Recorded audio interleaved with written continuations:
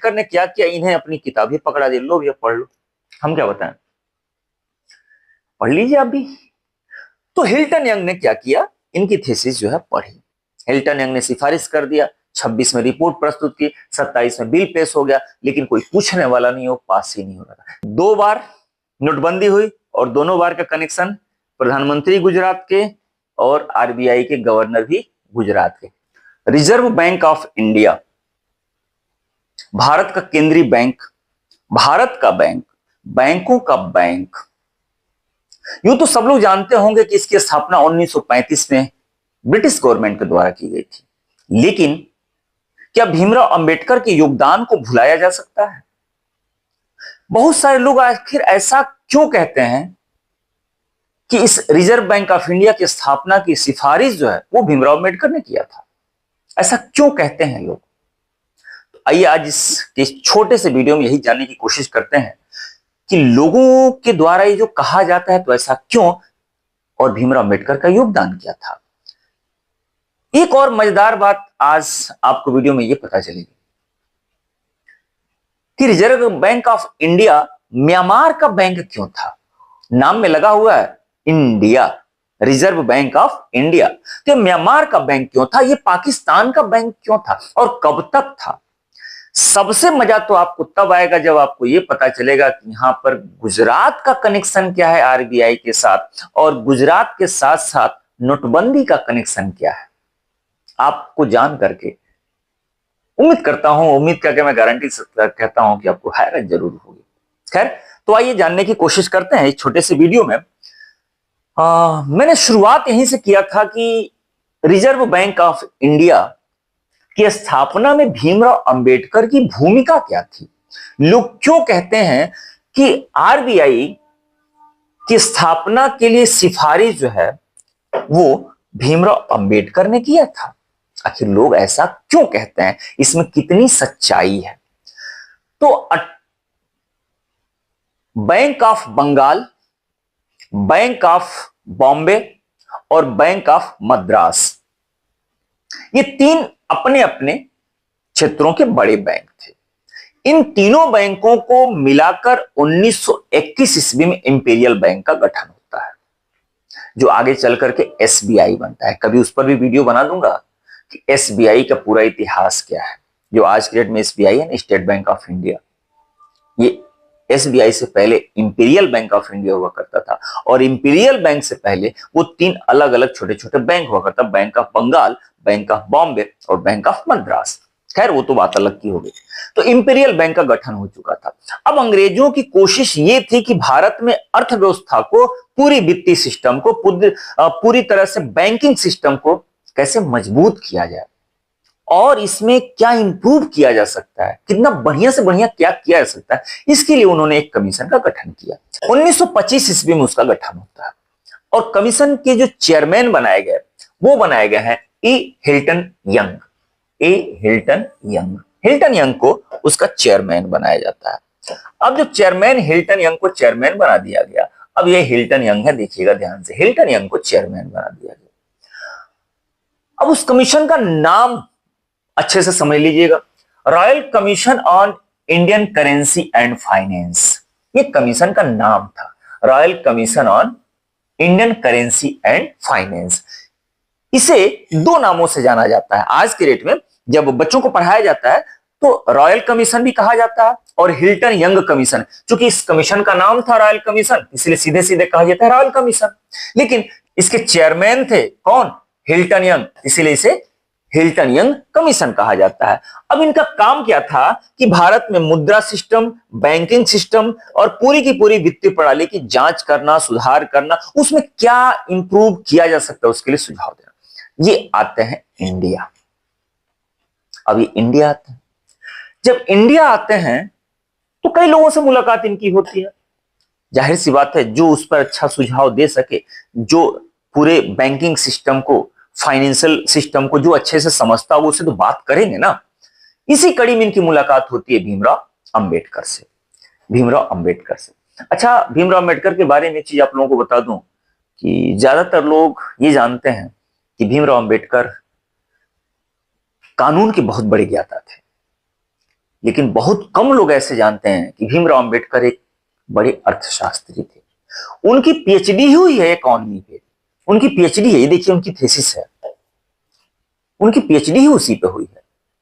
The problem of the rupee, its origin and it's solution, ये उनकी thesis है। और उन्होंने इसमें वो सारी बातें लिखी हैं कि एक कंट्री के लिए फाइनेंशियल सिस्टम या बैंकिंग सिस्टम को चलाने के लिए क्या करना चाहिए, उसमें प्रॉब्लम्स क्या आ सकती है, उसका सोल्यूशन क्या है, सब कुछ देखिए साफ साफ लिखा है। The problem of the rupee, the origin and the its solution, लिखा हुआ सब कुछ है।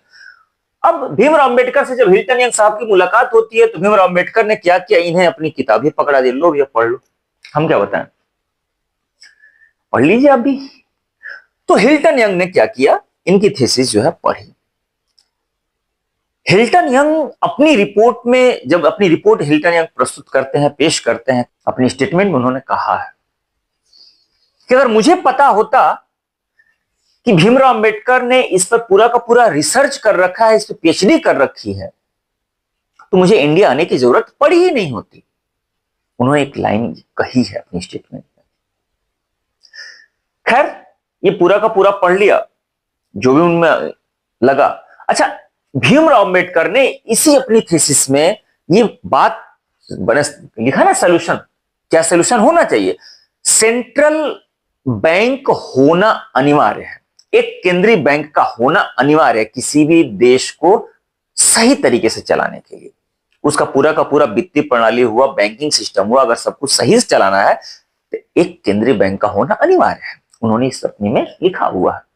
अब ये महाशय अपनी जब रिपोर्ट प्रस्तुत करते हैं तो इन्होंने भी अपनी सिफारिश में कहा है कि भारत में एक सेंट्रल बैंक का होना जरूरी है।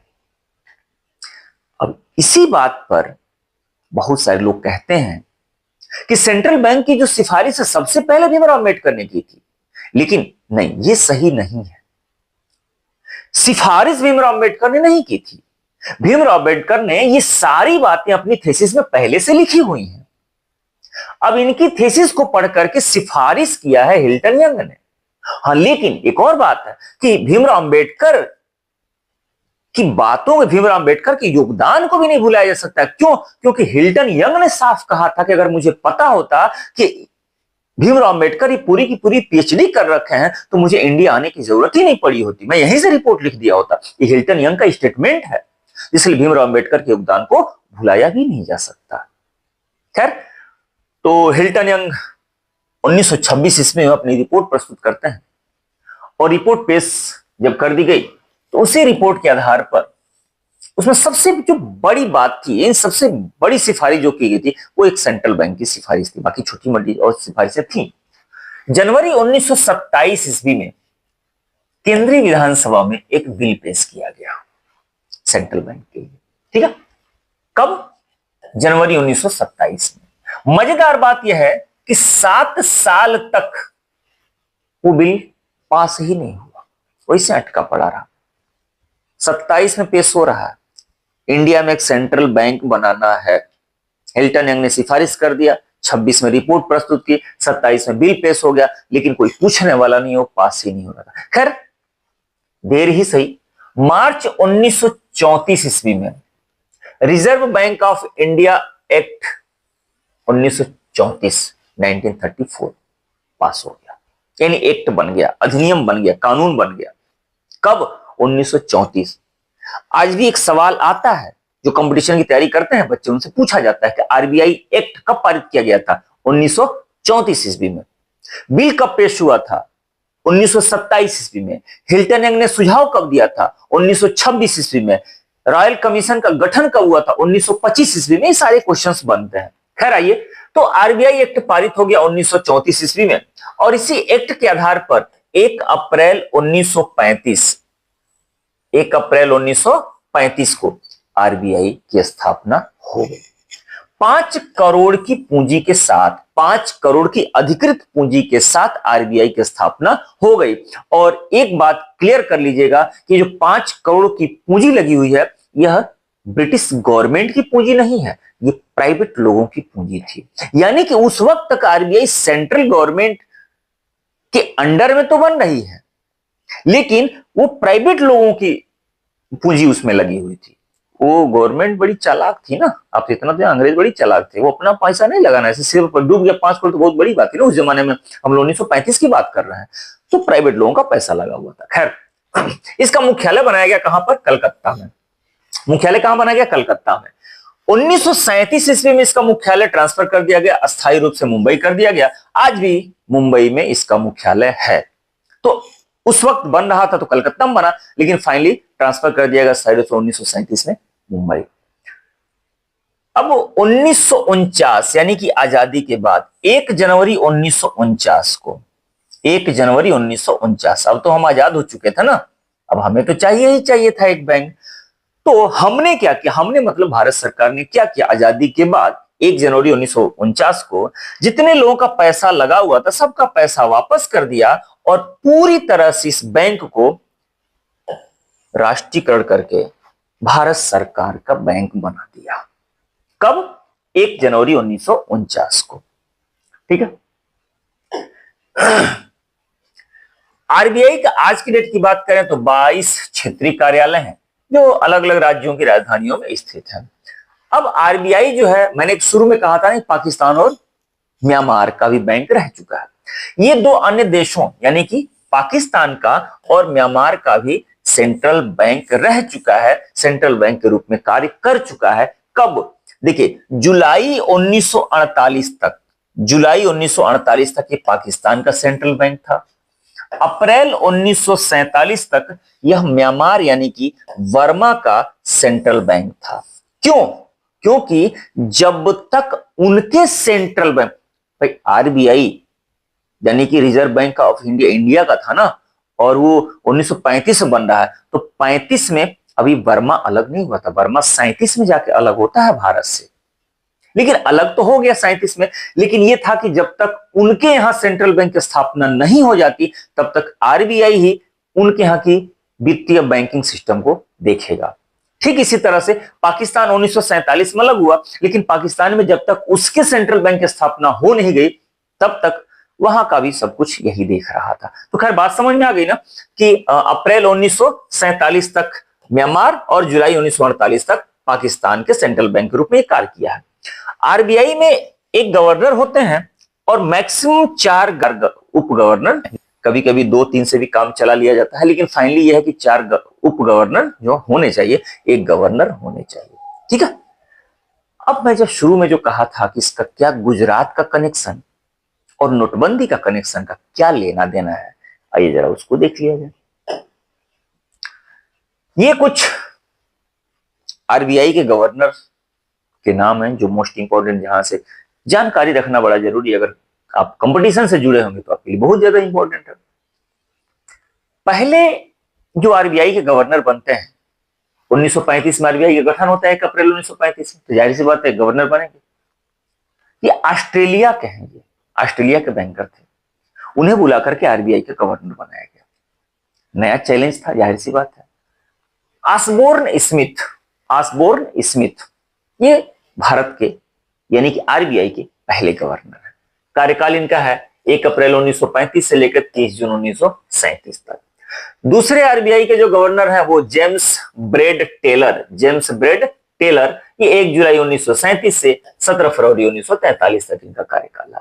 तीसरे, इनका नाम जानना ज्यादा जरूरी है, सीडी देशमुख। कौन? सीडी देशमुख, 11 अगस्त 1943 से 30 जून 1949 तक ये रहे हैं। लेकिन मजेदार बात यह है, जानना क्यों जरूरी है, एक तो तीसरे हैं, नाम क्या है? सीडी देशमुख।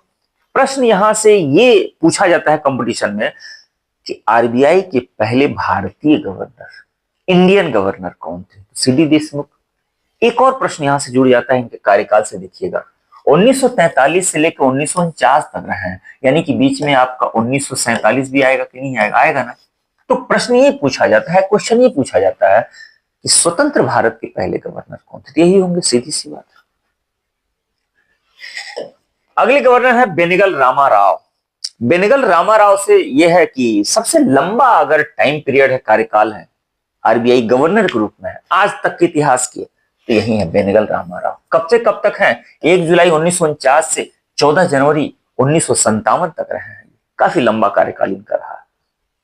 फिर आते हैं क्रम संख्या की बात करें तो 8वें नंबर पे लक्ष्मीकांत झा, एल.के. झा। अब एल.के. झा का नाम याद रखिएगा क्यों।